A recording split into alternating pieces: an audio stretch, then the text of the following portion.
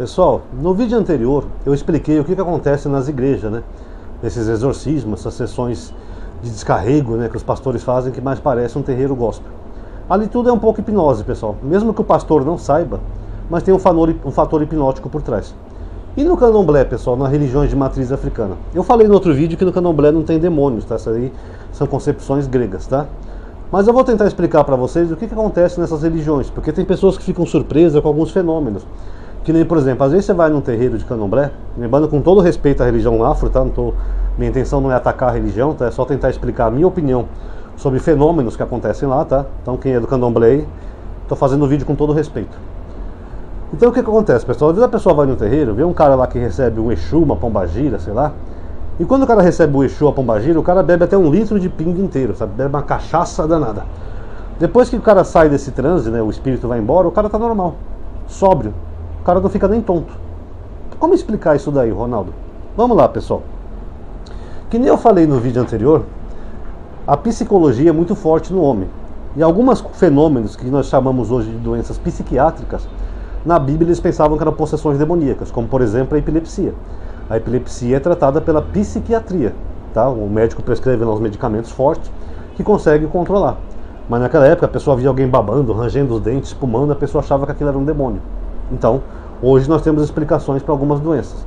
E a psiquiatria, pessoal, ela já descobriu fenômenos incríveis que o ser humano consegue fazer através de transtornos mentais, psiquiátricos. Por exemplo, tem um transtorno que é chamado TDI, que é transtorno de personalidade. Eu acho que é TDI que fala, é transtorno de identidade, perdão. Esse transtorno foi relatado num filme chamado Fragmentado. É do M. Night Shyamalan. Se vocês quiserem ver um dia, é um filme interessante. Que mostra que tem pessoas que têm personalidades múltiplas. E não estou falando de falsidade, uma pessoa que é falsa, que na sua frente é de um jeito e por trás te mete o pau em você. Não. Eu estou falando de pessoas que têm personalidades diferentes. A pessoa consegue ser 2 pessoas numa pessoa só, ou até mais. Que nem, por exemplo, uma vez a psiquiatria identificou uma pessoa que tinha personalidade múltipla, que ela se identificava como 2 pessoas diferentes. Uma pessoa, vamos chamar assim, Joana. A Joana era diabética. Ela precisava tomar injeções de insulina no fígado. Se ela não tomasse injeções de insulina, ela poderia passar mal. Ela está em coma diabético. Aí quando ela mudava de personalidade, ela virava Maria. Pronto, Maria, o nome é hipotético. A Maria não precisava tomar insulina, ainda comia doce. E não fazia mal nenhum. É o mesmo que acontece no terreiro de candomblé. A pessoa consegue, às vezes, utilizar certas substâncias que não afetam em nada a pessoa. Curioso, né? Então esse transtorno de identidade é muito comum. Tem casos bem sinistros que vocês vão ver por aí. Tem caso, por exemplo, que às vezes um cara é cruel, violento, não sei o quê, quando ele muda de personalidade ele é um frouxo. Eu ia falar do Bolsonaro, mas tem gente que vai chiar. Mas é mais ou menos assim, entendeu? Pessoa que tem dupla personalidade. Então o que eu vejo que acontece em alguns lugares é isso, pessoal. É um transtorno de identidade. Onde a pessoa muda de personalidade por um transe psiquiátrico. A pessoa está ali no terreiro, tal, acreditando que vai receber uma entidade, um orixá, sei lá o quê. Tá aquele batuque, aquele clima que favorece para aquilo. Aí a pessoa entra num transe religioso, que não é nenhuma novidade, tá? Isso é até antigo. No oráculo de Delfo dos gregos isso acontecia do mesmo jeito, só que lá eles recebiam mensagem dos deuses, né? As sacerdotisas. Aí a pessoa entra num transe, a pessoa começa a acreditar que não é ela mesma, que é uma outra pessoa. A pessoa começa a falar uma língua que ela até então não conhecia, no caso é o Yorubá, que é um dialeto africano. A pessoa começa a ter vícios, né? Que essa outra personalidade dela tem vícios, a pessoa pede cachaça, charuto, ou marafo, né? Mizefir, dá marafo pro velho Mizefir. A pessoa vai lá, bebe, porque ali ela está usando uma outra identidade. Aí depois que passa o transe, a pessoa, o espírito sobe, né? Vamos dizer assim, a pessoa volta ao normal. É que nem um transtorno de identidade. A pessoa durante um tempo, a pessoa está com uma identidade completamente diferente e depois ela volta ao normal. Então isso a psiquiatria já explica.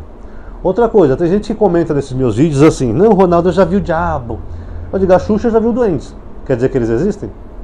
Então o critério é o mesmo. Eu posso usar o depoimento de uma pessoa para dizer que doente existe. Outra, qual que é a forma antropomórfica do diabo? Porque a Bíblia não fala como é que é o diabo. Ah, ele é vermelho e tem chifre e rabo, Ronaldo. Onde é que está isso na Bíblia, na Escritura? Não está. Até porque essa imagem antropomórfica do diabo foi a igreja que deu demonizando os deuses gregos. Por exemplo, esse negócio de chifre e casco vem dos sátiros, que eram aqueles personagens gregos que eram homens bode. Meio homem, meio bode, com a barbichinha assim. O tridente do diabo vem de Netuno, Poseidon. Poseidon, que era o rei dos mares, tinha o Netuno. Então, Eles falaram que o diabo tinha um tridente. E o chifre, né? Sei lá, vai ver a dona Diabo andou pulando a cerca, né? Aí explica o chifre. Mas o fato é que quem fala que vê o diabo, pra mim, eu falo, filho, você viu um personagem da mitologia grega. Porque a Bíblia não fala como é que é o diabo. O diabo pode ser bonito, ele pode ser belíssimo, tinindo. O diabo pode ser tinindo. O tio Lulu é bonito, tá? Ele não tem chifre nem nada. Vou mandar uma imagem uma hora pra vocês no privado. O nude do tio Lulu. Tá? Não tem nada a ver com a Bíblia. E por fim, pessoal, as pessoas também não entendem como que algumas pessoas supostamente possessas por demônios e igrejas, elas conseguem fazer coisas que beiram o sobrenatural. Ter uma força incontrolável, fazer isso, fazer aquilo. Você viu que já falou que viu alguém pular na parede quase que como uma lagartixa? Bom, pessoal, para quem não sabe, é para isso que existe camisa de força, tá?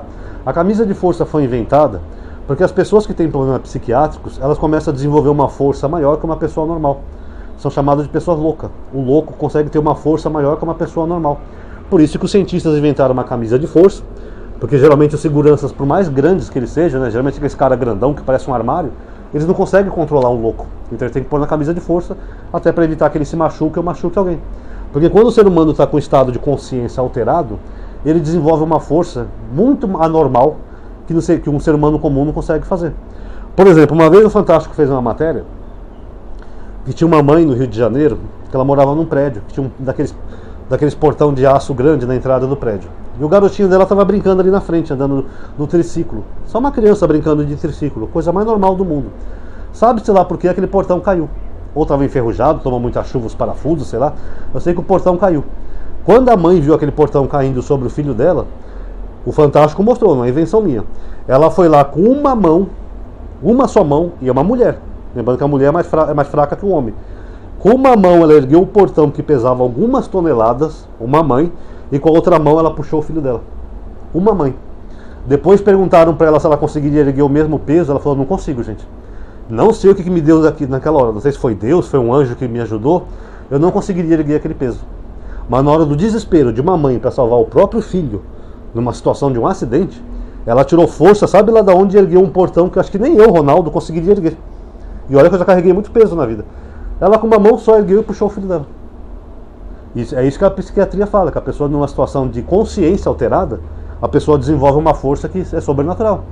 Por exemplo, saiu uma notícia também um tempo atrás, talvez vocês até conheçam, que um casal brasileiro foi para a Flórida fazer turismo com seu filho pequeno.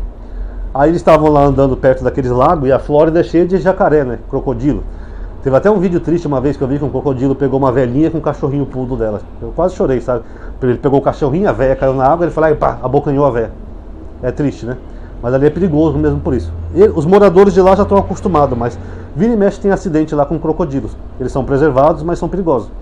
Aí esse casal de brasileiro estava andando, o garotinho caiu na água, o que aconteceu? O crocodilo veio, pá, abocanhou o garotinho. O que os pais fizeram? Os dois pularam na água. O pai, sabe lá como, ele abriu aquela bocona do jacaré, que o jacaré tem uma força na mandíbula que ele consegue quebrar até aço, pra vocês terem uma ideia, que a força dele é na mandíbula, que ele tem a boca grande. O pai abriu a boca do jacaré, o que é quase impossível, e a mãe foi lá e puxou o filho. Você não vai comer meu filho. Conseguiram salvar o garoto. Agora, de onde que esse pai tirou força para abrir a mandíbula de um jacaré, gente? Se a maior força desse animal é na mandíbula. Ele pega a presa, ele gruda assim e não solta. O pai foi lá, bancou o super-homem e salvou o garotinho. É que a pessoa está num estado de consciência alterado, um perigo. Ele viu o perigo do filho dele ser morto, então ele tirou força, sabe lá da onde conseguiu salvar o garotinho dele. Então histórias como essa, pessoal, tem aos montes, tá? Não é demoníaco, é psiquiátrico. Qualquer um, até você que está vendo esse vídeo, se você passar por uma situação de um grande perigo, que você for necessário usar força, você vai conseguir. Mesmo, até uma mulher frágil que pode estar vendo esse vídeo, uma dona de casa, frágil que eu digo assim que é mais frágil que o homem, tá? Até uma dona de casa que está vendo esse vídeo aqui, que às vezes tem uma vida comum, simples, às vezes não consegue abrir uma latinha de azeitona, sabe, tem que pedir pro marido. Se ela vê, por exemplo, de repente o filho dela em perigo, ela é capaz de enfrentar até um leão para salvar o filho, tá? E vai prevalecer, porque isso tudo está aqui, ó, na mente, tá? É isso que explica esses fenômenos que as pessoas acham que são demoníacos, não sei o quê. Ai, é o diabo, não. Eu já vi fulano ficar tão incontrolável que nem os pastores conseguiram controlar ele. Vai no hospício, filho, vai lá, você vai ver um bando de gente assim. Um bando de gente que tem que ficar com camisa de força ou com segurança máxima porque são perigosos. Tem hospício que eles colocam até aqueles almofados na parede, né, acolchoados, sei lá o que, para os presos não se machucarem. Isso a psiquiatria explica. Não tem nada de sobrenatural. É psiquiátrico. Tá bom? Eu vou terminar até com uma frase do Buda. o Siddhartha Gautama, que diz assim: a nossa luta não é entre o bem e o mal, é entre o conhecimento e a ignorância. Gostou do vídeo, pessoal? Eu tenho aqui lista de aviso, tá? WhatsApp, Telegram, tá na descrição. Comente o que você achou, dá o like, ativa o sininho, compartilha nos grupos que você faz parte. Muito obrigado a todos aí que assistiram, espero que tenham gostado. Até a próxima.